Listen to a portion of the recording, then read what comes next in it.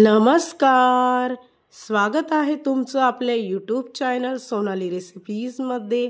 तर आजची खास रेसिपी आज आपण बनवणार आहे फक्त 10 मिनिटांमध्ये झटपटीत असा चविष्ट तयार होणारा उपमा। चला तर मग या रेसिपीसाठी लागणारे संपूर्ण साहित्य व कृती पाहून घेऊ। उपमा बनवण्यासाठी इथे मी एका कढईमध्ये 1 चमचा साजूक तूप घेतला आहे। त्यामध्ये 1 मोठी वाटी जाड रवा घ्यायचा आहे। 2 ते 3 मिनिटांसाठी रवा खरपूस भाजून घ्यायचा। भाजलेला रवा एका प्लेटमध्ये काढून त्याच कढईमध्ये 1 मोठा चमचा तेल घ्यायचा आहे। त्यामध्ये मोहरी व जिरे याची फोडणी द्यायची आणि 1 मोठा चमचा शेंगदाणे घेऊन तेलामध्ये फ्राय करून घ्यायचे आहे। त्याचबरोबर इथे आपण 1 मोठा बारीक चिरलेला कांदा घेतला आहे। तो सुद्धा तेलामध्ये गुलाबी रंग येईपर्यंत फ्राय करून घ्यायचा आहे। त्याचबरोबर इथे मी 2 ते 3 बारीक कट केलेल्या हिरव्या मिरची घेतल्या आहे।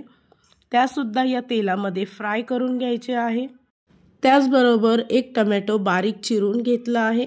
तो सुद्धा या फोडणीमध्ये फ्राय करून घ्यायचा आहे।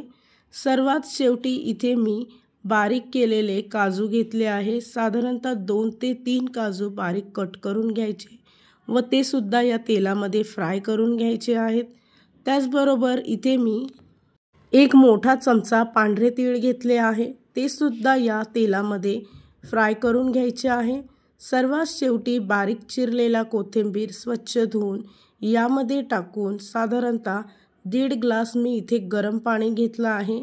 गरम पाणी फोडणीमध्ये टाकून त्याची उकळी यायला सुरुवात झाली त्यावेळेस 1 चमचा मीठ टाकून भाजलेला 1 वाटी रवा उकळत्या पाण्यामध्ये टाकून गॅसचा फ्लेम हा मंद आचेवर ठेवून सतत पळीने किंवा पसरट चमच्याने मिक्स करत राहायचं आहे की जेणेकरून त्याच्या गुठळ्या तयार होणार नाही।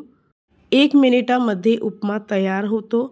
तर साधारणतः मंद आचेवर फक्त 1 ते 2 मिनिटांसाठी झाकण ठेवून उपमा वाफवून घ्यायचा आहे। तयार झाली आहे आजची खास रेसिपी, झटपटीत आणि चविष्ट असा सकाळचा नाश्ता उपमा। या रेसिपीसाठी लागणारे संपूर्ण साहित्य व कृती मी तुम्हाला डिस्क्रिप्शन बॉक्समध्ये दिले आहेत, तुम्ही तिथे जाऊन चेक करू शकता।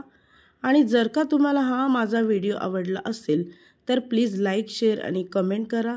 चॅनलवर नवीन असाल तर सबस्क्राईब करा। सबस्क्राईब केल्यामुळे काय होईल, जेव्हा मी रेसिपीचा नवीन व्हिडिओ अपलोड करेल तर त्याचं नोटिफिकेशन तुमच्या मोबाईलवर येईल। आणि पुन्हा भेटूया आपण अशीच एक रेसिपी घेऊन।